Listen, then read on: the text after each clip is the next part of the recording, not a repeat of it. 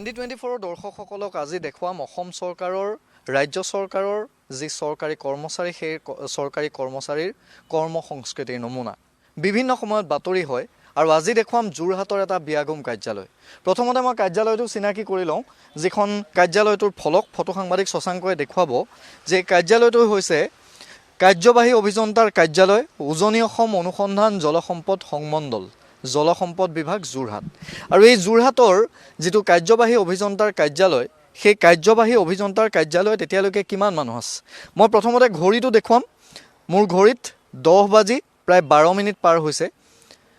চৰকাৰী সময় পুৱা 9:30 বজা।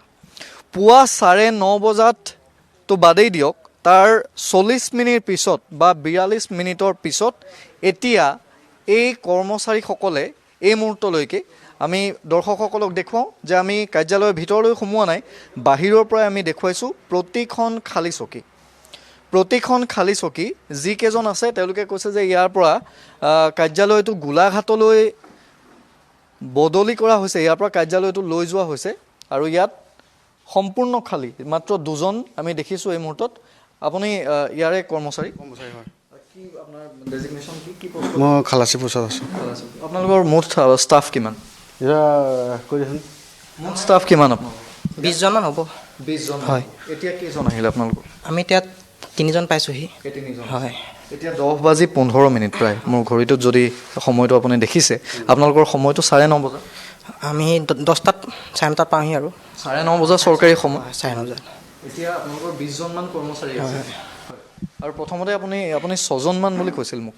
নহয় মানে ইয়াত আহে তালৈ যায় গোলাঘাটতে তেওঁলোক মানে প্ৰায় গোলাঘাটলৈ গৈ থকা হয়। ইয়াত যিসকল কৰ্মচাৰী আছে 9:30 বজাত আহিব লাগে আৰু 9:30 বজাৰ পৰিৱৰ্তে এতিয়া আপুনি প্ৰতিটো কোঠাত আপুনি ইয়াত মন কৰিব যে আপুনি প্ৰতিটো কোঠাত সম্পূৰ্ণৰূপে খালী।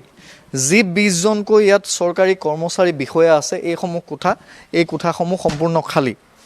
আৰু যিটো বিভাগৰ বাৰে বাৰে বাতৰি সম্প্ৰচাৰ হৈছে, ইয়াৰ পূৰ্বেও আমি কাম কাজক লৈ বাতৰি সম্প্ৰচাৰ কৰিছোঁ, এয়া হৈছে এছিষ্টেণ্ট এক্সিকিউটিভ ইঞ্জিনিয়াৰৰ এয়া কাৰ্যালয় সম্পূৰ্ণৰূপে খালী। ইয়াত যিজন সহায়ক আছে সেই সহায়কো নাই, ইয়াত এছিষ্টেণ্ট এক্সিকিউটিভ ইঞ্জিনিয়াৰো নাই আৰু খুদ এক্সিকিউটিভ ইঞ্জিনিয়াৰো এতিয়ালৈকে নাই। আৰু ইয়াৰ পিছত আমি দেখুৱাম যে যিটো কোঠা এক্সিকিউটিভ ইঞ্জিনিয়াৰৰ যিটো কোঠা, সেই কোঠা এতিয়ালৈকে বন্ধ, অৰ্থাৎ এতিয়ালৈকে কোনো কৰ্মচাৰীটো বাদেই দিয়ক, খুদ এক্সিকিউটিভ ইঞ্জিনিয়াৰ কাৰ্যবাহী অভিযন্তাগৰাকীয়ে এতিয়ালৈকে আহি পোৱাহি নাই। আৰু এটা কাৰ্যালয় দেখুৱাম, ইয়াৰ গাতে লাগি থকা আন এটা কাৰ্যালয়, আন এটা সংমণ্ডল, সেই সংমণ্ডলৰো আমি ভিজুৱেলছসমূহ দেখুৱাম। আপুনি ইয়াৰে হয় আপুনি ইয়াৰে কৰ্মচাৰী হয়? সদায় ইমান সময়তে আহে? নহয়, আমি 9টা 20তে আহোঁ আমি। 9টা 20। আজি মানে অলপমান দেৰি হ'ল আৰু। কিহৰ কাৰণে? কিহৰ কাৰণে মানে ঘৰত কিবা এটা অসুবিধাৰ কাৰণে ৰাস্তাত অকণমান হয়। ঠিক আছে, ঘৰৰ অসুবিধাৰ কাৰণে তেখেতে অকণমান তেওঁৰ পলম হৈছে। আৰু যিকেইটা কাৰ্যালয় সহকাৰী কাৰ্যবাহী অভিযন্তাৰ কাৰ্যালয়, এয়া জলসম্পদ বিভাগৰ যি উজনি অসমৰ বা যোৰহাট অনুসন্ধান উপসংমণ্ডলৰ যিকেইটা কাৰ্যালয়, সেই কাৰ্যালয়কেইটাত আমি দেখুৱাম সহকাৰী অভিযন্তাৰ কাৰ্যালয়, যিসমূহ কাৰ্যালয় খোলা আছে কিন্তু আপুনি ভিতৰত কোনো কৰ্মচাৰী ইয়াত নাপাব। আমি অকণমান ইয়াতো দেখুৱাই যাম, কেইবাটাও কাৰ্যালয় আছে, সেই কাৰ্যালয়কেইটাও দেখুৱাম। সেই কাৰ্যালয়কেইটাত আমি দেখুৱাইছোঁ, এজন আমি পাইছোঁ, কিন্তু বাকী ইয়াৰ ভিতৰৰ যিসকল বিষয়া কৰ্মচাৰী তেওঁলোক কিন্তু এতিয়ালৈকে আহি পোৱাহি নাই। মই পুনৰ সময়টো দেখুৱাইছোঁ, এয়া 10 বাজি 15 মিনিট পাৰ হৈ গৈছে আৰু যোৰহাটৰ জলসম্পদ বিভাগৰ কাৰ্যবাহী অভিযন্তাৰ কাৰ্যালয়, উজনি অসমৰ যি সংমণ্ডল, সেই সংমণ্ডলৰ ইয়াৰ কাৰ্যালয়। আৰু এই কাৰ্যালয়টোত এতিয়ালৈকে কাৰ্যবাহী অভিযন্তাটো বাদেই দিয়ক, বাকী বিষয়া কৰ্মচাৰী এতিয়ালৈকে কোনো নাই। মাত্ৰ আমি লগ পোৱা ভিতৰত 4জন কৰ্মচাৰী সময়মতে তেওঁলোক আহি উপস্থিত হৈছে। এজনে খুব লৰালৰিকৈ সকলোকে ফোন কৰিছে যে ইয়ালৈ সংবাদ মাধ্যম আহিছে, আপোনালোক সোনকালে আহিব লাগে। আৰু এয়া হৈছে কাৰ্যবাহী অভিযন্তাৰ যোৰহাট জলসম্পদ সংমণ্ডলৰ যিটো কাৰ্যালয়, সেই কাৰ্যালয়টোত আমি দেখুৱাম যে ইয়াত কোন কোন আহিছে বা কোন কোন নাহে। এটা খুব ধুনীয়া এটা কাৰ্যালয়, যোৰহাটৰ ভিতৰতে অন্যতম এটা খুব ধুনীয়া কাৰ্যালয়।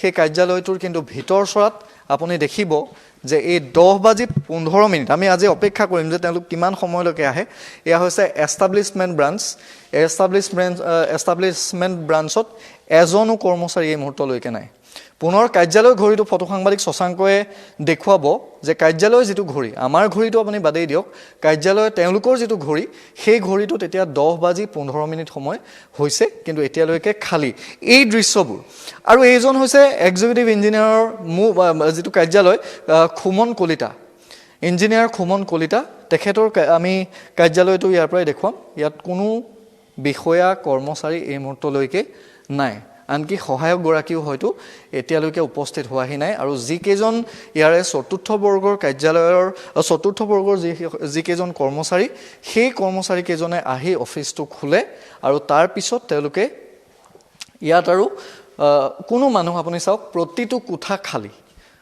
কোঠা খালী এয়া হৈছে একাউণ্টছ ব্ৰাঞ্চত কেৱল আমি এজন দেখিছোঁ তেখেতক আমি শ্ৰদ্ধা জ্ঞাপন কৰিছোঁ যে তেখেতে সময়মতে ইয়াত আহিছে আৰু অসম চৰকাৰৰ এগৰাকী চৰকাৰী বিষয়াই হওক বা কৰ্মচাৰীয়ে হওক তেখেতে নিজৰ দায়িত্ব পালন কৰিছে বাকী আপুনি এই কাৰ্যালয়টোৰ আপুনি বাকী চকীখিনি চাওক এখনো চকীত এজনো মানুহ নাই আৰু ইয়াৰ যিজন নৱজ্যোতি তালুকদাৰ নামৰ যিগৰাকী SDO সেই SDO গৰাকীৰ ঘৰ গুৱাহাটীত তেখেতে এখন লজ চলাই ব্যক্তিগতভাৱে তেওঁৰ এটা লজ আছে সেই লজত তেওঁ গুৱাহাটীত ইমানেই সময় দিব লাগে যে তেওঁ কাৰ্যালয়লৈ আহিবলৈ তেওঁৰ সময় নাথাকে এয়া হৈছে কনফাৰেন্স ৰুম ঠিক আছে কনফাৰেন্স ৰুমত বাৰু সততে তেওঁলোকৰ যিখিনি মিটিং হয় যিখিনি বৈঠক হয় সেই বৈঠকসমূহত তেওঁলোকে অংশগ্ৰহণ কৰে এতিয়া খালী হৈ আছে টেকনিক্যাল ব্ৰাঞ্চ সম্পূৰ্ণৰূপে এইসমূহ খালী ফটো সাংবাদিক শশাংকয়ে দেখুৱাই গৈছে প্ৰতিটো কাৰ্যালয়ৰ প্ৰতিটো কোঠা সেয়া লাগিলে আপুনি এছিষ্টেণ্ট ইঞ্জিনিয়াৰৰ হওক সেয়া লাগিলে আপুনি এক্সিকিউটিভ ইঞ্জিনিয়াৰৰ হওক সকলো খালী ফ্লাড চেলৰ নামত কেনেধৰণে টকা আহে কেনেধৰণে কি হয় এই সকলোবোৰ আমি দেখুৱাম ইয়াৰ পূৰ্বে আমি নিমাতী ঘাটৰ 1 নং বুলহেডৰ যিসমূহ বাতৰি সম্প্ৰচাৰ কৰিছিলোঁ সেই 1 নং বুলহেড আজি কি অৱস্থাত আছে তাৰ বিষয়েও আমি পৰৱৰ্তী প্ৰতিবেদনত আৰু কিছু মুহূৰ্তৰ পিছত আপোনালোকক আমি জনাম আৰু এইজন খুমন কলিতা যেতিয়া তাত SDO হিচাপে আছিল 1 নং নিমাতীৰ 1 নং বুলহেডৰ যিটো অৱস্থা সেই অৱস্থাটো আজি তেওঁ কাৰ্যবাহী অভিযন্তা হোৱাৰ পিছতো আজি অৱস্থাটো যে একেই কিয় থাকিল ফ্লাড চেলৰ নামত মেনেজমেণ্টৰ নামত প্ৰতি বছৰে এই ফাণ্ডসমূহ দ্বিতীয় শ্ৰেণীৰ বা তৃতীয় শ্ৰেণীৰ কৌস্তৱে আমাক দেখুৱালে যোৰহাটৰ পৰা এয়া পোনপটীয়া সম্প্ৰচাৰ যে ৰাজ্য চৰকাৰে চৰকাৰী কৰ্মচাৰীক যিমানেই কৰ্ম সংস্কৃতি গঢ়িবলৈ নিৰ্দেশ দিছে সিমানেই যেন চৰকাৰী এই নিৰ্দেশনা ভৰিৰে মোহাৰিছে এতিয়া একাংশই দুটাকৈ কাৰ্যালয় সেই পৰিৱেশ আপোনালোকে দেখিলে যোৰহাটস্থিত উজনি অসম অনুসন্ধান জলসংমণ্ডল আৰু যোৰহাট জলসম্পদ সংমণ্ডলৰ কাৰ্যালয়ৰ সেই পৰিৱেশ